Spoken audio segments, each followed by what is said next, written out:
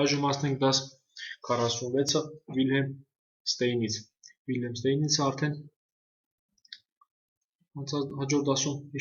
իմացանք, որ նա եղել է արդեն պաշտոնական առաջին չեմպիոն, այսինքն նա եղել է թագագիր չեմպիոն, որը գրավել է 1886 թվականից, որ մինչև առ այսօր անց է կացնում շախմատի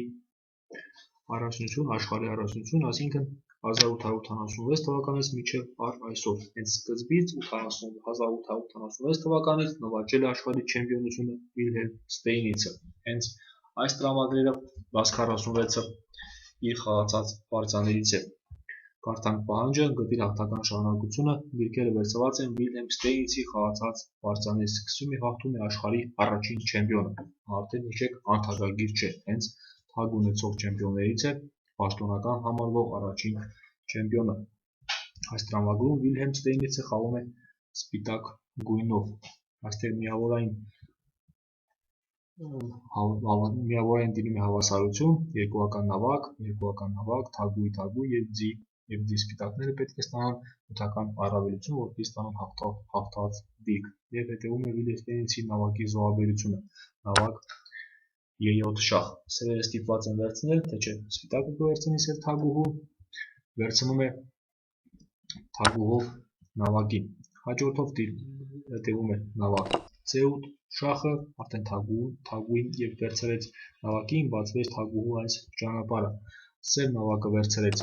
C8 նավակին, հետևում է թագուհի X C8, այստեղ տեսեք մենք ունեցանք առավելություն ձի։ Եթե սևերի միակ քայլը, այսինքն պետք է թագուհով փակվի, մենք կվերցնենք թագուհին, արքան կվերցնենք թագուհին, ձին կփախչենք հետ եւ կստանանք ձիու առավելությունը։ Այսպես է խաղացել է Վիլհելմ Ստեյնիցը։ Նորից կարելի է փորձենք, կգրենք այսպես. նավակը վերցրեց C8, նավակը վերցրեց E7, թագուհին վերցրեց E7, նավակը վերցրեց C8 շախ, մյուս նավակը վերցրեց C8, թագուհին վերցրեց C8 շախ, թագուհով փակվեց եւ թագուհին վերցրեցինք։ Իսկ գրելու համար մի քիչ կոնսպեկտեք, ավելի կարճ գրեք նավակ D7, թագուհի X E7, նավակ C8, այստեղ կարող եք կանգնել։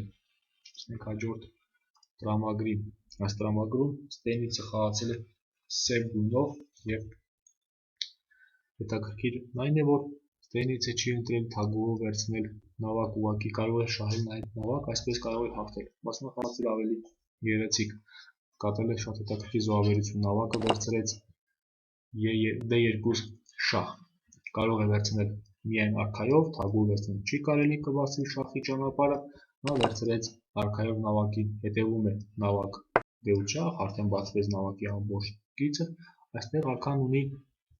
երկու ճանապարհ, կամ փախչել C8, կամ փախչել E1, E1 քայլով վատագույն քայլն է, անմիջապես թագուհով կլինի մատ, արքան փախչել չի կարող, ստիպված է թագուհով փակել եւ կվերցնենք կլինի մատ, իսկ եթե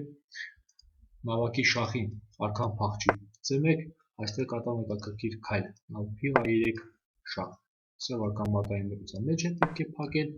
եւ թագուհի C3, այստեղ մենք չենք կարող դեռ նավակին վերցնել, արքայով կվերցնենք մեր փղին, փիղը այսպես, նավակը գտնվում է բացարձակ կապի մեջ, քայլել չի կարող, հետևում է այսպիսի քայլ, թագուհի C3, այսինքն կրկնակի հարված, թագուհին եւ փիղը հարուցակվում են նավակի վրա, եւ սևերը, այսպես սպիտակները այստեղ փրկություն չունեն, նավակին պաշտպանելու հնարավորություն չունեն։ Եթե փորձեն փողով թագուհին բերել այստեղ պաշտպանվեց նավակին, նրանք անմիջապես մատ կդառնան E1-ից, եւ այս քայլից հետո ուղղակի սևերը սպառնում են, թագուհը վերցրել նավակը շախ եւ մատ կդառնան սպիտակները։ Գրենք քայլերը այսպես. նավակը վերցրեց D2, արքան վերցրեց D2, նավակ D8 շախ, կգրեք արքա C1 եւ փիղ A3 շախից հետո կարող եք կանգնել։ Մենք հաջորդ տրամագրին։ Տրամագրի 3-ում Ստեյնիցը խաղացել է սպիտակ գույնով, սպիտակները սկսում են եւ հասնում են հաղթանակի։ Այստեղ ակնհայտ է շախի քայլը միակ հնարավորություն դա թագուհին բերենք H գիծ եւ արքային ամբողջ գիծը հսկենք։ Թագուհի H1 շախ։ Այստեղ կարող է փողով փակել, բայց անիմաստ քայլ կլինի, նորից փիղը կվերցնենք շախ, սևերի փիղը չեն զոհաբերի այսպես, արքան ուղղակի կփախչեն G7։ Հետևում է այս գծով նորից հարված թագուհի H6 շահ հետաքրքիր մոտ է դառնում սև արքան։ Արքան փախչեց F6, հետևում է նորից թագուհի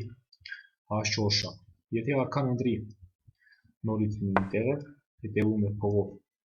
շահ, արքայի հնարավորություն ունի երկու տեղ, արքա H8 կամ արքա H7, հետևում է փիղ վերցրեց F8 բաց շահ եւ արքան եղավ շահ եւ մատ, նա փախչելու հնարավորություն չունի։ Իսկ եթե այս դեպքում նորից գնանք սկզբից, տեսեք այստեղ թագուհով շահ, արքան եկավ G7, թագուհով նորից շահ, արքան եկավ F6, թագուհի H8-ին արքան հետ չգնա, արքան քայլի E5, հետևում է թագուհով D4 շահ, վերցնում եք ձին շահ, արքան մի հատ տեղը պետք է փախչել F-ին եւ կարող եք թագուհով մատ անել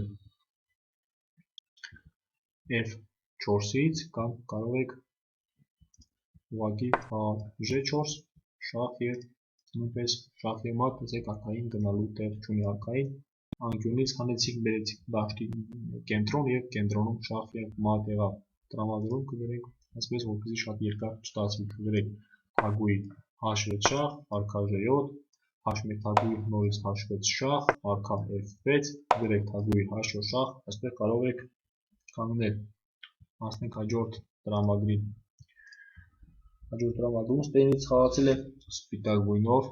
եւ սպիտակները տեսեք ունեն շատ մեծ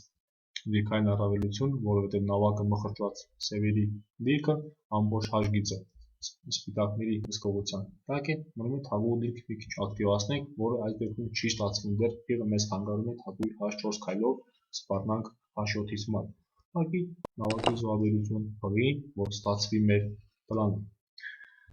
Սևերը վերցնում են նավակ F6 եւ հետևում է սպիտակների մահացու քայլը թագուհի H4, սպառնում է վերցնել նավակը, սպառնում է թագուհի H7 մատ, սևերը փորձեն նավակին պաշտպանել, կդառնան անմիջապես թագուհի H8-ից շահ եւ մատ, այստեղ փրկություն սևերը չունեն։ Այսինքն տրամադրում կգրենք այսպես. նավակը վերցրեց F6, սև նավակը վերցրեց F6, թագուհին եկավ H4, արքան իջավ G7 եւ նավակին պաշտպանեց եւ թագուհին H8 շահ եւ մատ։ Այսքանով Վիլհելմ Ստեյնիցի դասը ավարտեցինք։ Մենք հաջորդ դասով կանցնենք մեր աշխարհի լավագույն խաղացողներից մեկը, մեր հայ աշխարհի չեմպիոն Տիգրան